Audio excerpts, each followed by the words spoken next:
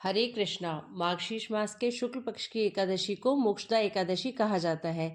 यह एकादशी पितरों की आत्मा की शांति और मोक्ष प्राप्ति के लिए बहुत महत्वपूर्ण मानी जाती है। इस दिन व्रत करने से न केवल व्यक्ति अपने पापों से मुक्त होता है, बल्कि उसके पूर्वज भी वैकुंठ धाम में स्थान पाते हैं। यह दिन गीता जयंती के रूप में भी मनाया जाता है, क्योंकि महाभारत में इसी दिन भगवान कृष्ण ने अर्जुन को भगवत गीता का उपदेश दिया था।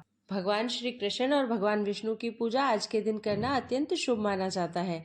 एकादशी के दिन नियम संयम का पालन करके उपवास रखा जाता है और उपवास रखने से भक्तों के जीवन में सुख शांति और खुशहाली का आगमन होता है। भगवान की कृपा से मोक्ष की प्राप्ति होती है। मोक्षदा एकादशी का उपवास करने से तन और मन पवित्र और स्वस्थ हो जाता है। इस बार मोक्षदा एकादशी के दिन भद्रा का साया भी रहने वाला है। ऐसे में आपको बताते हैं कि एकादशी का उपवास कब रखा जाएगा, पूजा करने के शुभ मुहूर्त कौन कौन से रहेंगे, इस दिन कौन से शुभ संयोग बन रहे हैं और व्रत पालन का शुभ समय क्या रहेगा। एकादशी तिथि प्रारंभ होगी 11 दिसंबर बुधवार को सुबह 3:44 पर और सारा दिन एकादशी तिथि रहने के बाद 11 दिसंबर बुधवार की ही मध्य रात्रि देखा जाए तो 12 दिसंबर गुरुवार का समय होगा मध्य रात्रि 1:09 पर।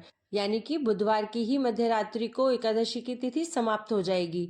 क्योंकि इस बार एकादशी की तिथि केवल एक ही दिन है, तो इसलिए 11 दिसंबर बुधवार को ही एकादशी का व्रत रहेगा। इस दिन गीता जयंती मनाई जाएगी। एक दिन पहले यानी 10 दिसंबर मंगलवार के दिन दशमी तिथि के नियमों का पालन किया जाएगा। इस बार चाहे गृहस्थ जन हो या वैष्णव जन हो, सभी केवल 11 दिसंबर बुधवार को ही एकादशी का व्रत रखेंगे। अब जानते हैं इस दिन रहने वाले मुहूर्तों के बारे में। तो 11 दिसंबर बुधवार को ब्रह्म मुहूर्त का समय रहेगा सुबह 5:26 से 6:14 तक। प्रातःकाल पूजा का मुहूर्त रहेगा 5:42 से 7:04 तक और सायकाल पूजा मुहूर्त रहेगा शाम 5:25 से 6:47 तक। इस दिन राहु काल रहेगा दोपहर 12 बजे से 1:30 तक।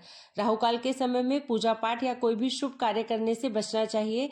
और इस बार एकादशी व्रत के दिन दोपहर में 2:27 से भद्रा लग रही है, जो कि मध्य रात्रि 1:09 तक रहेगी। इस बार भद्रा का जो वास है वह स्वर्ग लोक में है, और जब स्वर्ग लोक में भद्रा का वास होता है तो पृथ्वी लोक पर शुभ फल देने वाली मानी जाती है। इसलिए भद्रा का ज्यादा विचार आपको नहीं करना चाहिए। आप शाम की पूजा निश्चिंत होकर बिना किसी परेशानी के कर सकते हैं। आप शाम की पूजा निश्चिंत होकर बिना किसी परेशानी के कर सकते हैं, चाहे भद्रा का समय ही क्यों न हो। संस्कृत ग्रंथ पीयूष धारा के अनुसार जब भद्रा का वास स्वर्ग लोक या पाताल लोक में होगा तब वह पृथ्वी लोक पर शुभ फल प्रदान करने में सक्षम होगी, और अगर भद्रा का वास मृत्यु लोक पर होता है तब वह कष्टकारी समय माना जाता है। और यही कारण है कि आपको इस बार की भद्रा का बिल्कुल भी विचार नहीं करना है। इस बार द्वादशी तिथि प्रारंभ होगी 11 दिसंबर बुधवार को मध्य रात्रि 1:10 से। देखा जाए तो यह 12 दिसंबर गुरुवार का समय रहेगा, क्योंकि रात 12 बजे के बाद तिथि बदल जाती है। द्वादशी तिथि समाप्त होगी 12 दिसंबर गुरुवार को रात 10:26 पर। 12 दिसंबर गुरुवार को सूर्योदय होगा सुबह 7:03 पर और सूर्यास्त होगा शाम 5:38 पर। इस दिन ब्रह्म मुहूर्त सुबह 5:26 से 6:14 तक रहेगा। इस दिन दोपहर 3:22 तक परिग योग रहने वाला है, जो कि शुभ मुहूर्त नहीं माना जाता है। आपको ध्यान रखना है कि अगर आप घर बनाने से संबंधित या कोई भी नया शुभ कार्य करना चाहते हैं तो आप परिग योग में बिल्कुल भी ना करें। उस काम में आपको परेशानियां आ सकती हैं। इसके बाद में शिव योग प्रारंभ हो रहा है, जो कि शुभ योग माना जाता है। इस दिन अभिजीत मुहूर्त सुबह 11:59 से दोपहर 12:41 तक रहेगा।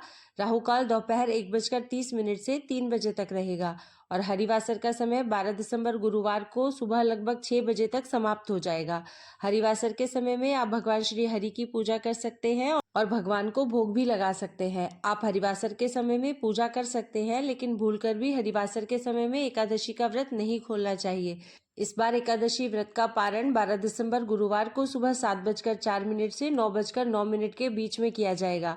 हालांकि इस बार गुरुवार के दिन सारा दिन ही द्वादशी तिथि रहेगी, लेकिन किसी कारण से यदि आप सुबह व्रत नहीं खोल पाते हैं तो दोपहर में 1 बजे से 3 बजे के बीच में भी व्रत खोल सकते हैं। व्रत का पारण हमेशा तुलसी पत्र या पंचामृत ग्रहण करके ही करना चाहिए। हो सकता है आपका गुरुवार के दिन कोई और व्रत भी हो, जैसे कि अभी अगहन के गुरुवार व्रत चल रहे हैं।